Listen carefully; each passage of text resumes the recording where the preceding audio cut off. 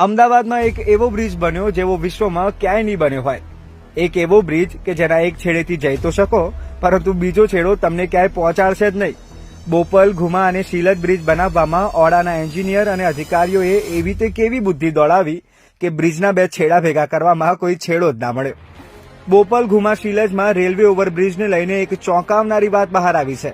80 કરોડના ખર્ચે તૈયાર થઈ રહેલા આ ઓવરબ્રિજના છેડે રસ્તો જ નથી, એક મોટી દિવાલ છે. હવે સવાલ એ છે કે ઓવરબ્રિજ પરથી વાહન ચાલકો આગળ કેવી રીતે જશે? ટૂંકમાં ફરી એકવાર ઓડાએ તેની બુદ્ધિનું પ્રદર્શન કર્યું છે. ઘુમા શીલજને જોડતા રેલવે ઓવરબ્રિજનું કામ 5 વર્ષથી ચાલતું હતું. બજેટ હતું 80 કરોડ અને કામ પણ થયું 80%. હવે બ્રિજ પૂરો થવાના આરે છે ત્યારે કોથળામાંથી બિલાડું નીકળ્યું. વાત જાણે એમ છે કે આ ઓવરબ્રિજમાં આગળ જઈ શકાય તેવી સ્થિતિ જ નથી. શીલજ તરફ જવા બ્રિજ પૂરો થતાં જ 30 ફૂટના અંતરે દિવાલ છે અને એ પણ રહેણાંક વિસ્તારની.